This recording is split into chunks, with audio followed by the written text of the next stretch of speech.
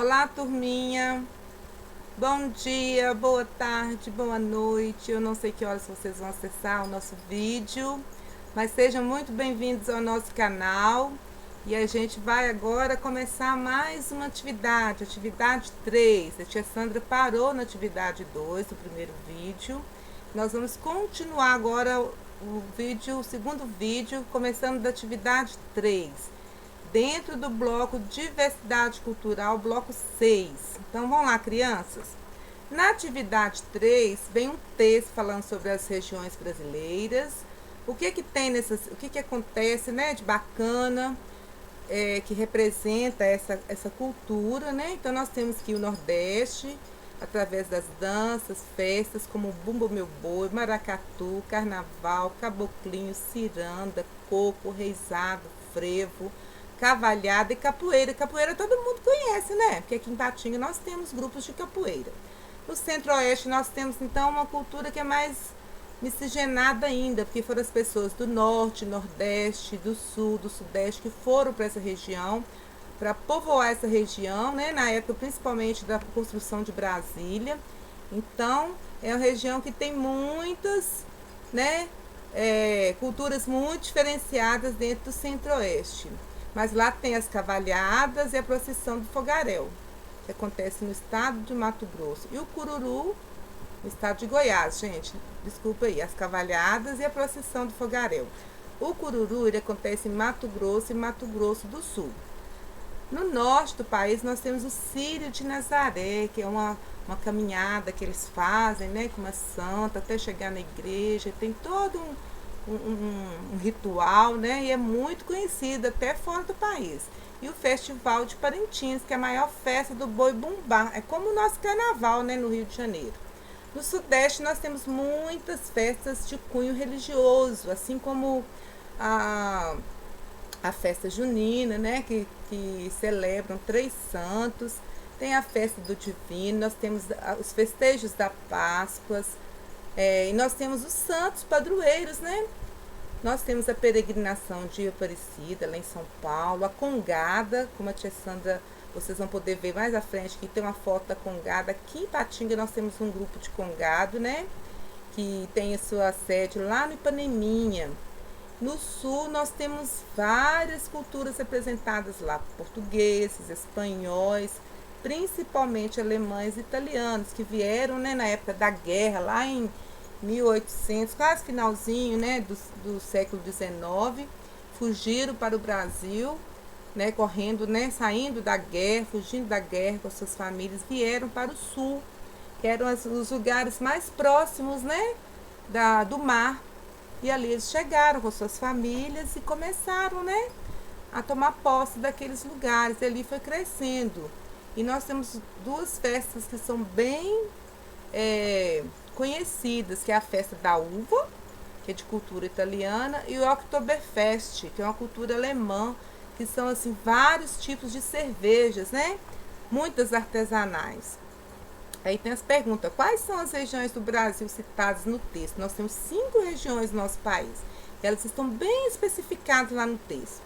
Que festas representam a região norte do Brasil? Quais são as festas que acontecem na região sudeste? A região sudeste é a nossa região, né, gente? Que é composta por Minas Gerais, Rio de Janeiro e Espírito Santo. E nós temos aí a perguntinha, ó, de qual festa você já participou? Então a tia Sandra falou que uma das festas que mais acontece aqui na nossa região, né, região sudeste, é a festa junina, né? E temos também o carnaval, né? Famoso carnaval. Quais dessas festas citadas são comemoradas na escola, gente? Então, a festa junina é a festa que a gente sempre faz, que já é uma tradição nas escolas, né? Fazer essa festa. Aqui nós temos uma foto, ó, do Congado lá do Ipaneminha. Agora nós temos aqui um lembrete, acentuação gráfica. O que quer dizer acentuação gráfica, gente? Quando que a gente pode falar, né, que há uma acentuação na palavra? Olha só, nós temos o acento agudo, que é esse aqui, né, que vocês falam que é o pauzinho. Nós temos acento circunflexo, que é o chapeuzinho. Nesse caso aqui, nós vamos utilizar o acento circunflexo. Olha, quando a última palavra, quando a última sílaba, ela é acentuada, ela é a sílaba mais forte da palavra, nós falamos que ela é uma palavra oxítona.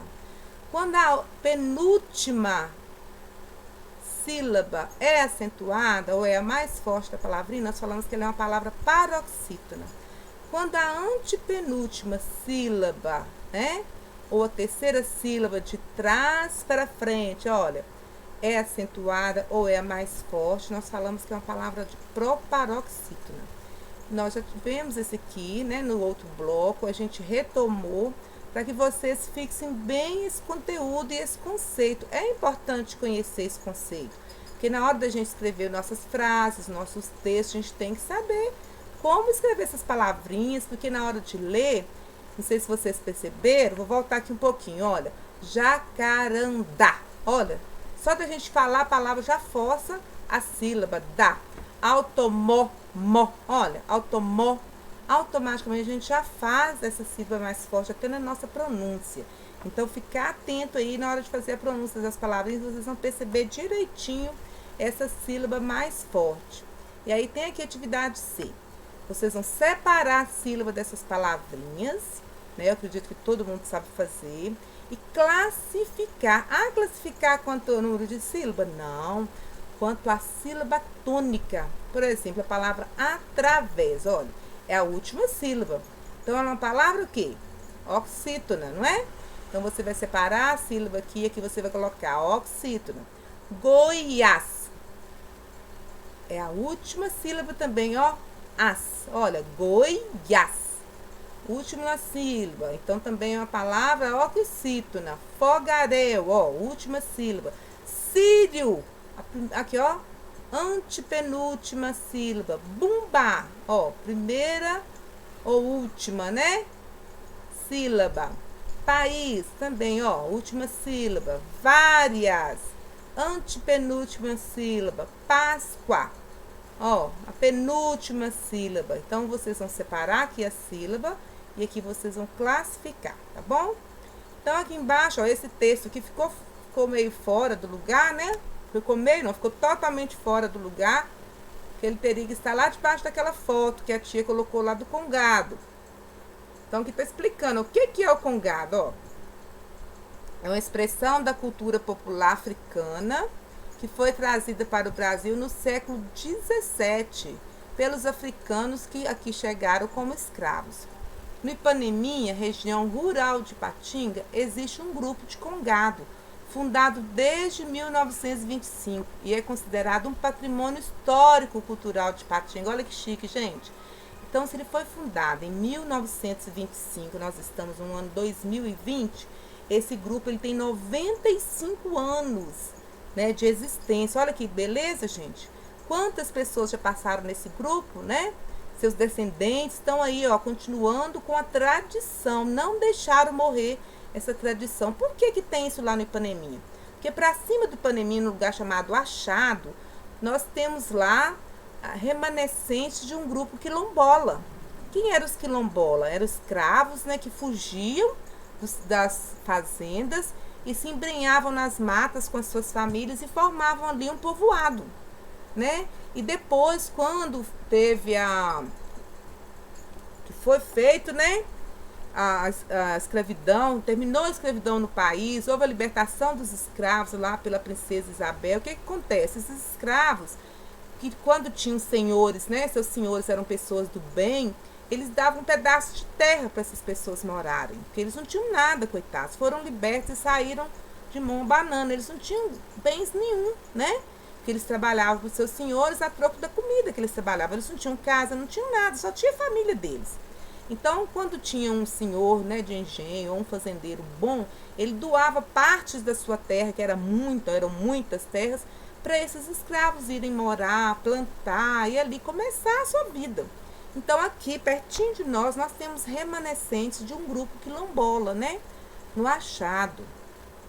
Na atividade 4, a gente tem um outro texto, né? E aqui tem uma fotinha mostrando vários tipos de pessoas que formam o nosso povo.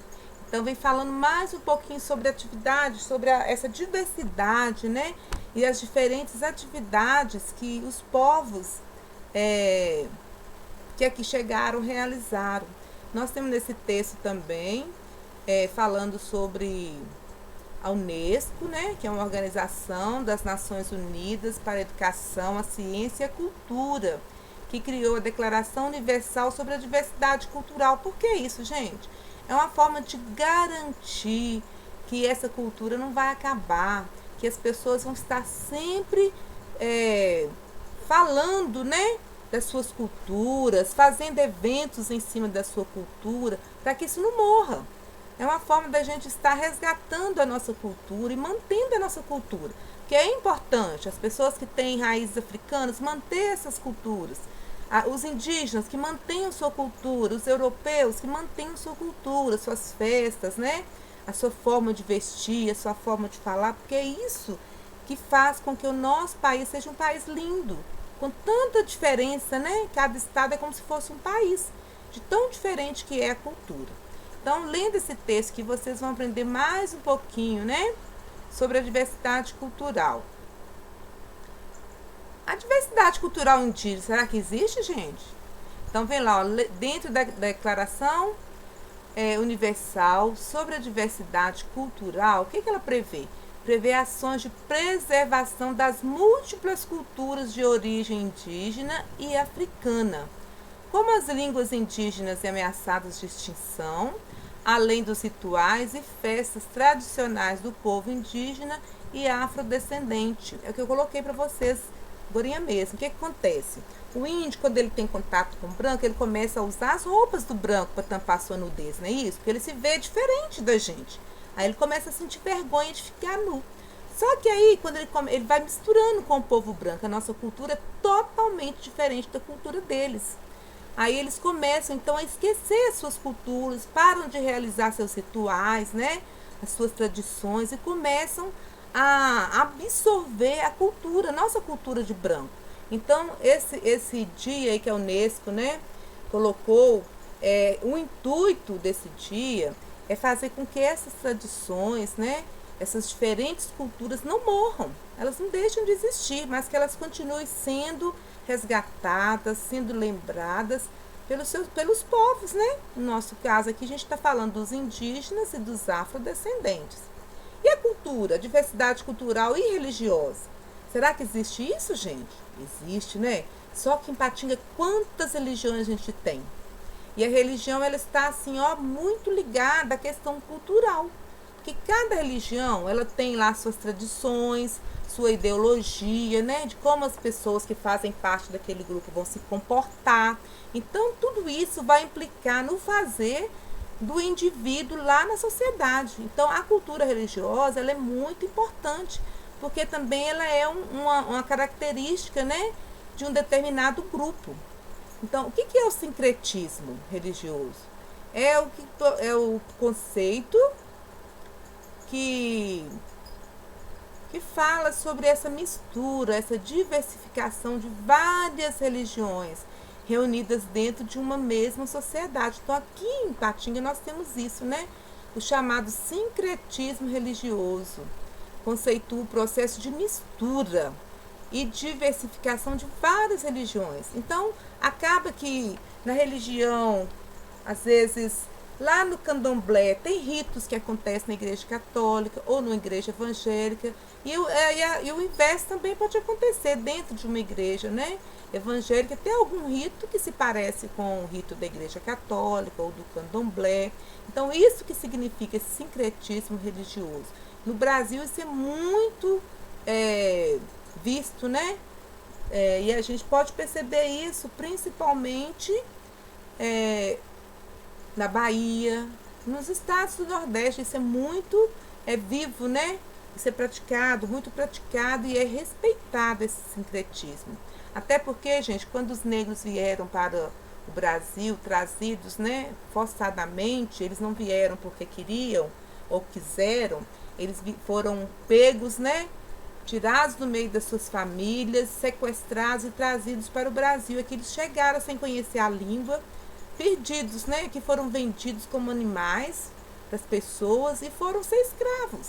Então eles já tinham sua cultura, a sua forma de conviver, os seus rituais. Só que quando chegou, o que acontece? O branco não aceitava os rituais do negro. Então eles começaram a utilizar símbolos da religião católica, que era a religião que prevalecia na época, para representar as suas entidades, as suas religiões, os seus símbolos, porque assim eles poderiam, né, fazer seus rituais sem ser perseguido ou sem ser coagido. Então hoje, por isso nós temos hoje um sincretismo muito grande da Igreja Católica, né, com as religiões afrodescendentes.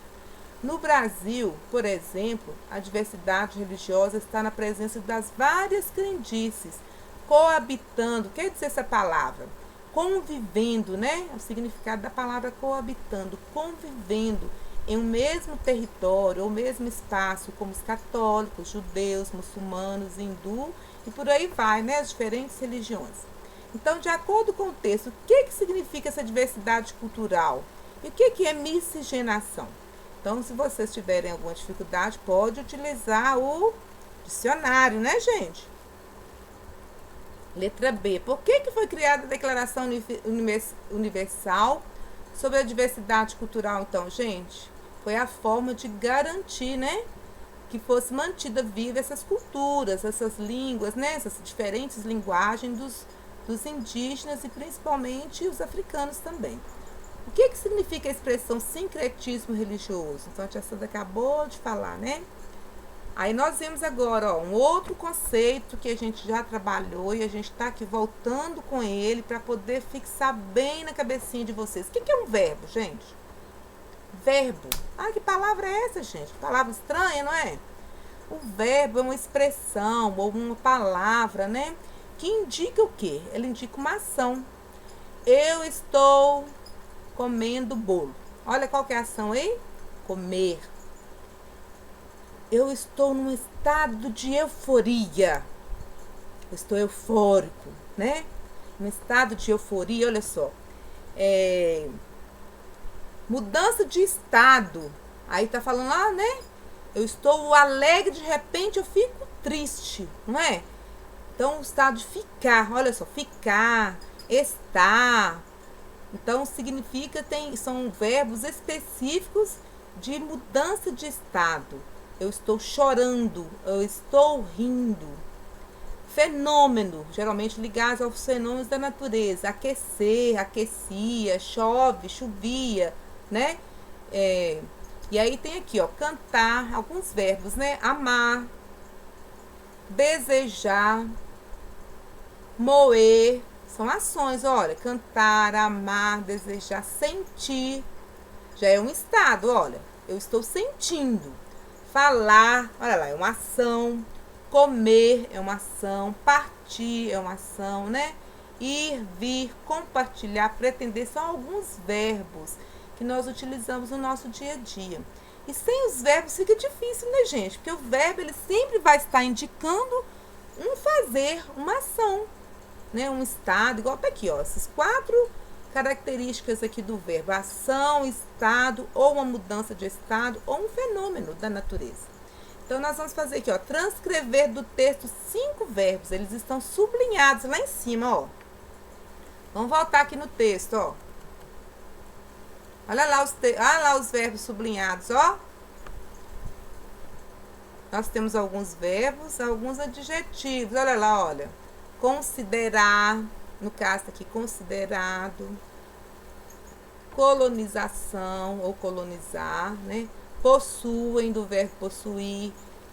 Tentar, olha aqui, preservar, né? São verbos, olha, reconhece, do verbo reconhecer. Promove, do verbo promover. Protege, do verbo proteger.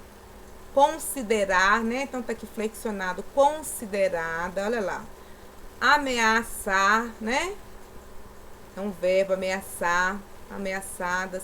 Relacionada, o verbo estar. Conceituar, o verbo diversificar, do verbo reunidas, do verbo reunir. Coabitando, do verbo coabitar. Então, nós temos vários verbos grifados aí. Vocês vão escolher, né, 5 verbos vão fazer frases exclamativas, interrogativas e afirmativas, tá?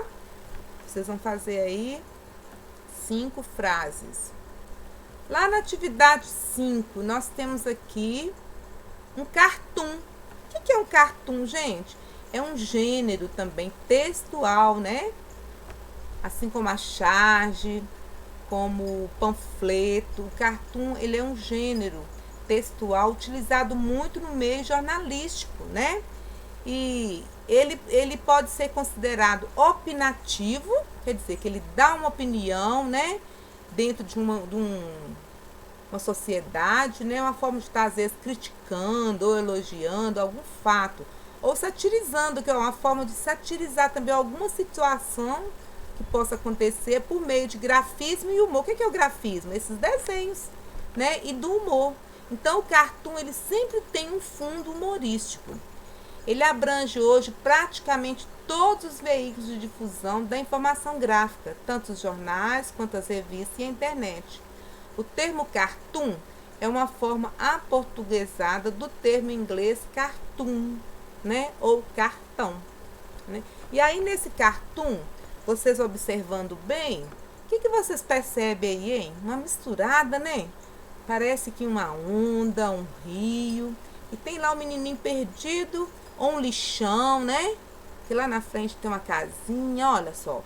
E aí nós vemos alguns pássaros voando, alguns objetos.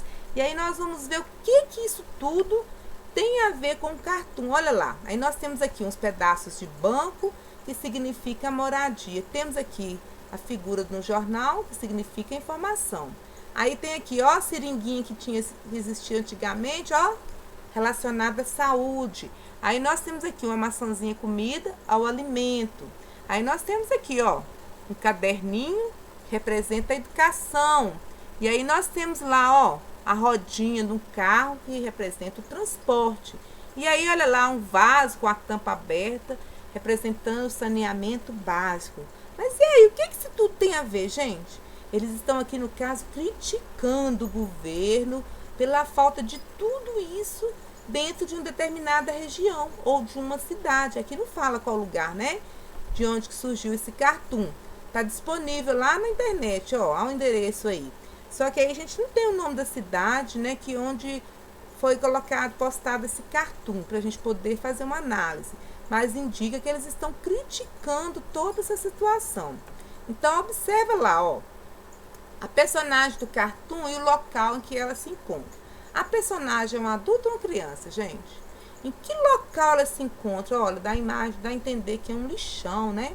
O que ela está fazendo lá? O que uma criança está fazendo no lixão? Vocês já viram alguma reportagem? Muitas vezes ela está lá, gente, recolhendo restos de alimento para se alimentar. Ou reciclável para poder vender, né? Você conhece a ave que costuma sobrevoar os lixos? Quem sabe, gente? Tem uma ave que ama lixo, né? Ela se alimenta de restos lá do lixo, que é o famoso quê? O urubu. E lá tem um monte, né? Sobrevoando lá o lixão. Observa as palavras escritas no cartoon. Elas se referem a quê? Aquelas palavras que eu acabei de ler, o que elas estão se referindo? A deveres de todos os cidadãos? Aos direitos de todos os cidadãos?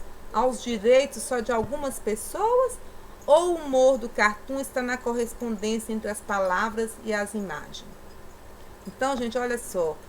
As palavras, elas estão relacionadas com as imagens, sim. Mas aquelas palavras, eles dizem respeito aos direitos de todos os cidadãos, né? Deveres não, direitos. E vocês sabiam que a saúde é um direito garantido na nossa Constituição? Né? Nós temos garantido lá na Constituição o direito à saúde e ao bem-estar. No próximo bloco, no bloco 7, vocês vão poder ver isso.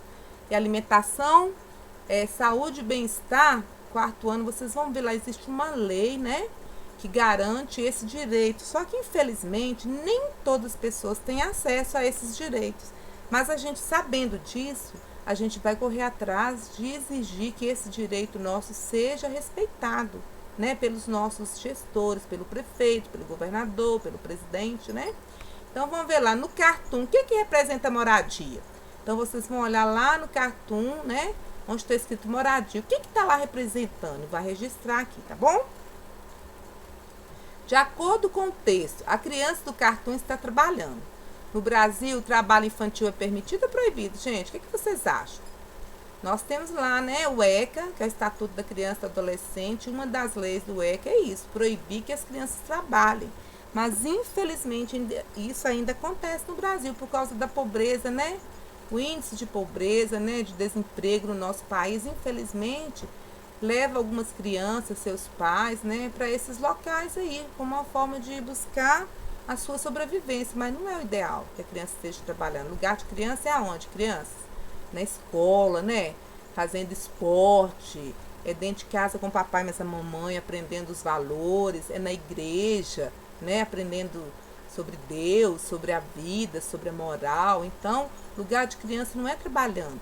Quando a criança for adulta, aí sim, vai ser o seu dever, né? Estar trabalhando para se manter, para manter sua família. O que essa criança deveria estar fazendo em vez de trabalhar no lixão? Acabei de falar, né? Ela deveria estar estudando, fazendo algum esporte, né? Você acha que essa criança, quando adulta, vai ter acesso aos direitos expressos no cartoon? Por quê? Gente, de repente ela pode até ter acesso, mas de repente não. Vai depender aí do lugar que ela está, né? Onde ela mora, da sua moradia. Se ela vai ter coragem de correr atrás dos seus direitos, se ela vai conhecer esses direitos, né?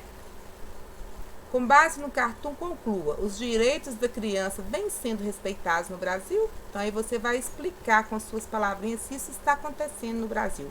Pode pedir ajuda para o papai, tá? Mas a mamãe, para algum adulto. Então, cartoon, gente, é um desenho humorístico de caráter extremamente crítico. O que esse cartoon critica? Então, você vai voltar lá no cartoon e vai ver o que esse cartoon está criticando, para você poder completar essa atividade aí, tá bom? Um beijo, o próximo vídeo a tia Sandra vai estar trabalhando as outras atividades. Até mais!